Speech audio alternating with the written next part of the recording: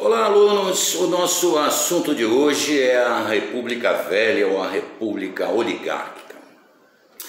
Eu vou começar a falar a explicar esse tema para vocês, evocando a figura de um conhecido personagem do folclore e da cultura brasileira, o coronel do interior. Você vê isso na literatura brasileira, Jorge Amado, enfim. É uma figura importante da cultura brasileira e era uma figura predominante na política nacional durante essa República Velha. O que era esse coronel do interior? De onde vinha essa patente? Ora, antes da estruturação do exército brasileiro na Guerra do Paraguai, o Império Brasileiro só tinha ali algumas tropas regulares na capital e em algumas províncias, né, cidades litorâneas, mas não tinha uma força armada consistente, grande.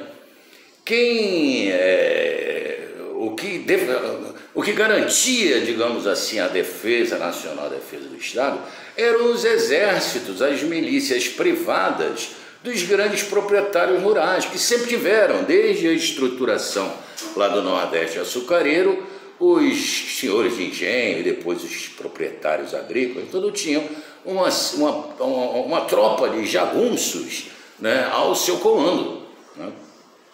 Ora, e então o Império estruturou a Guarda Nacional, que estabelecia patentes para esses proprietários de acordo com o número de integrantes da sua milícia.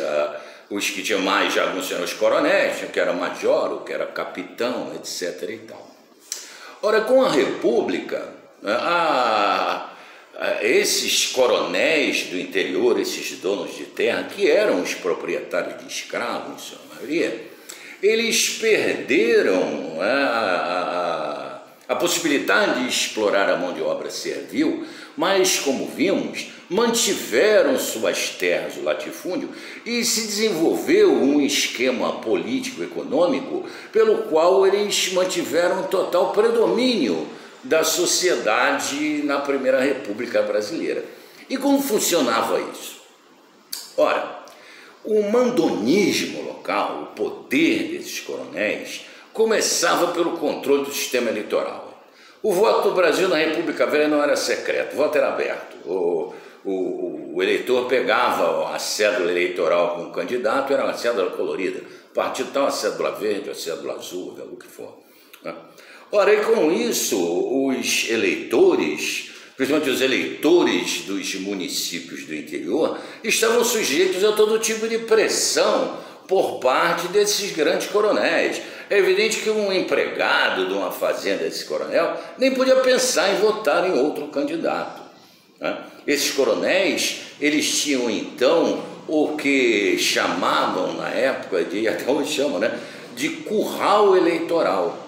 Ele tinha um número de eleitores certos que iam eleger o candidato dele para deputado sem dúvida. E esses coronéis, eles se reuniam nos partidos que eram estaduais. Na República Velha, os estados tinham grande autonomia, né? O Partido Republicano Paulista, o Partido Republicano Mineiro, Fluminense e por aí afora. Esses coronéis, então, se reuniam nos seus partidos regionais e chegavam a um consenso quanto ao candidato a governador. E quando havia eleição, não tinha errada, ganhava o candidato a governador dos coronéis e os seus deputados compunham a base, a maioria do governo. E a partir daí o que acontecia? O governador e os deputados, poderes, davam de volta, em troco ao coronel pelo apoio dado, o controle sobre sua cidade. Ele indicava o delegado de polícia, o chefe do cartório, enfim, o juiz da comarca e tal, e garantia o controle, né, um poder quase que absoluto sobre a região onde estavam lá suas terras, suas fazendas, seus empregos, seus empregados. Ora, esse sistema era reproduzido na hora de se escolher o presidente da República. Os governadores, eles chamavam política de governadores.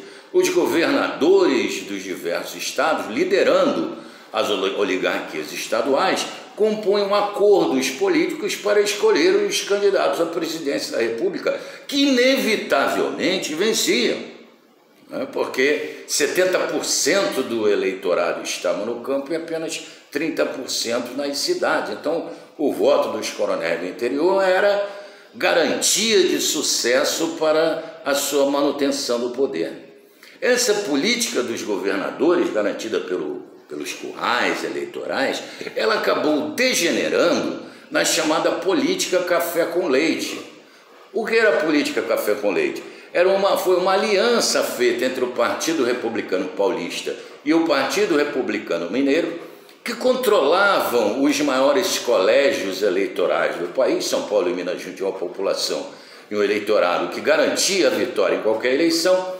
Então, um acordo entre os paulistas e mineiros, né, a chamada política café com leite, café São Paulo, leite Minas Gerais, garantia uma alternância do poder entre candidatos destas duas forças. Numa eleição havia um candidato mineiro apoiado pelos paulistas e na outra um paulista apoiado pelos mineiros.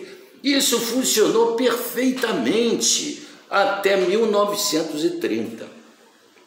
Era uma estruturação política em que o poder, as assembleias legislativas, o Congresso Nacional, a Presidência da República, o Governo do Estado, sempre, inevitavelmente, era definido pelo voto controlado pela oligarquia rural, que garantia a continuidade da política econômica e que beneficiava a política econômica voltada para a produção de exportação, produtos de exportação, agrícolas, etc. E marginalizava completamente os setores urbanos.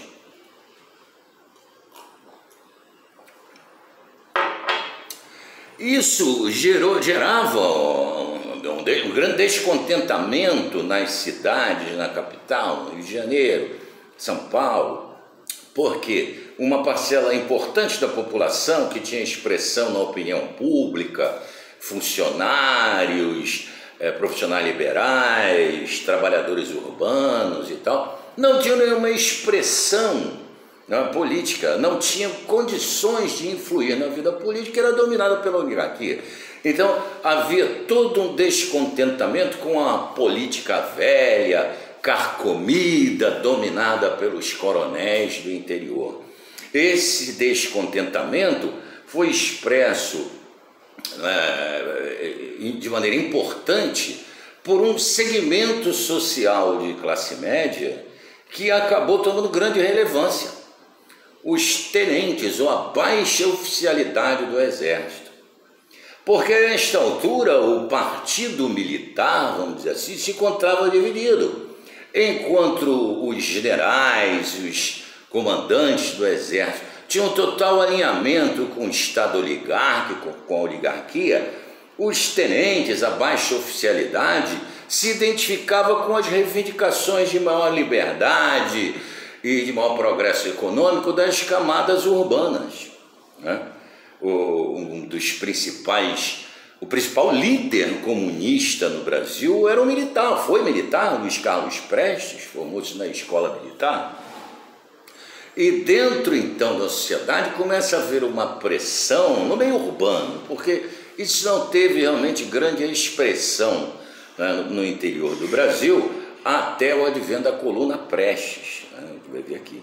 Em vários momentos, 1922 e tal, os tenentes se revoltaram exigindo, aqui em Copacabana, 18 do Forte e tal, os tenentes se revoltaram exigindo a modernização, a democratização da sociedade, né?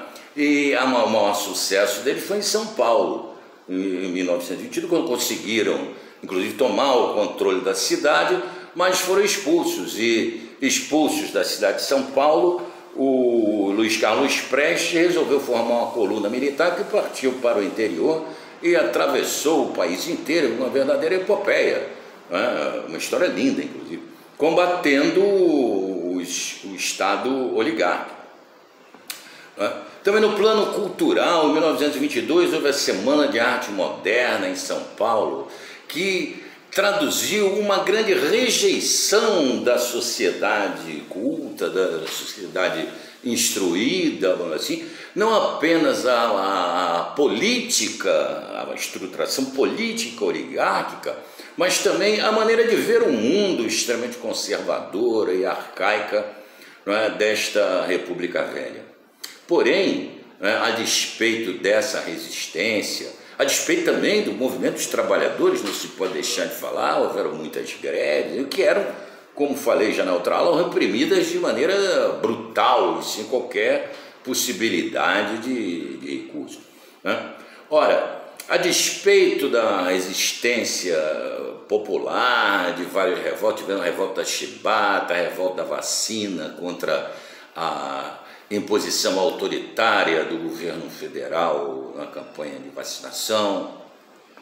Enfim, a despeito de revolta e resistência, esse sistema oligárquico funcionou como um relógio, funcionou perfeitamente bem, garantindo durante todo este período o poder da oligarquia, até que em 1929 um gigantesco tsunami que alterou as condições econômicas em todo o mundo, a crise econômica de 1929, implodiu, né, aquela aliança café com leite da qual eu falei e deu fim à República Velha, coisa que nós vamos ver posteriormente com a Revolução de 1930.